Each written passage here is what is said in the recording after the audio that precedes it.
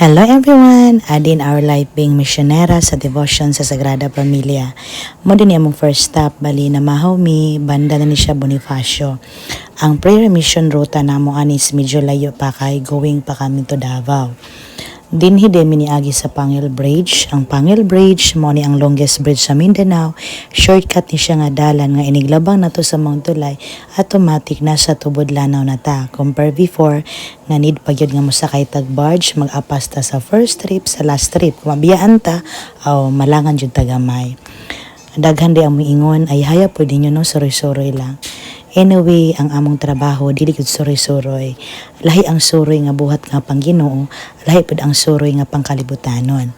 Although medyo maapi na lang pud ng swerte pud tagamay kay makalabang ta sa mga lugar nga wa nato naadto, makaadto ta sa mga lugar nga wasad nato naadto, pero dili gyud siya mo frontarya nga adventure kun dili naay dakong tumong og tuyo nga buluhaton nga pang Ginoo. Prayer mission, bali magampo mi sa matag katedral sa matag lugar. Dili pa ni masabtan sa kadaghanan, pero ang among ginahimo, kinatibukan, puhon, inyo ra jud nang masabtan ug makita. Naapoy miingon, ang gasto ninyo ana. Actually, wala may benefactor. Mitingan na sa moong debosyon, kinsa tuwing muuban, mo'yoy muhalad siyang kagalingon, nga mo gasto siyang kagalingong expenses. Pero naapoy uban nga mo share po silang mga blessing, ambag-ambag, may nalang counterpart gamay sa panggas ug among pangkaon. Bat kasagaran, kuot yun sa among kagalingong bulsa.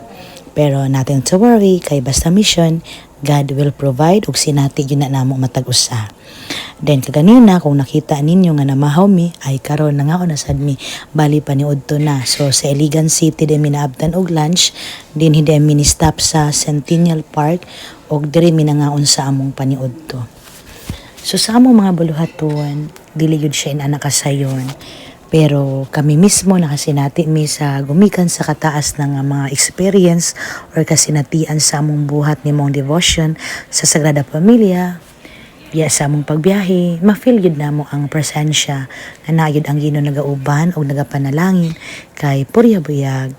Wala na po yung mga kadaot nga amon hiaguman, ilabi na ang disgrasya, kundili ma-feel o mabati yun na mo ang kahapsay, kamalinawon o kalipay sa among kasing-kasing nga dili po siya masabot. O mo na panultihon kung kami imong kauban, o andaman na daan ang imong katawa kay dinhi pakatawon jud ka namo kung nagsubo ang imong dughan lipayon jud ka namo char. So kay layo pa man ang Davao, so naka-decide mi nga sa Cagayan lang mi mo sleep. So pag abot na mo sa Cagayan, after na mo og pray sa katedral, naka-decide mi nga magpabugnaw kay dili masabot ang among gibati sa kainit, sa medyo sa layo ang biyahe, then di man pud miswito sa Cagayan. So sa Chowking na lang yun mi naghalo-halo. Then mo din ang balay nga among gistihan, bali ako ni siyang parinti sa side sa akong mama, dinisan mi mag-flip over, bali one night lang. Then aron ugma saka pamimugikan going to Davao para safety. So hanggang dito lang muna, abangan nyo ang part 2. Salamat po sa panonood. God bless.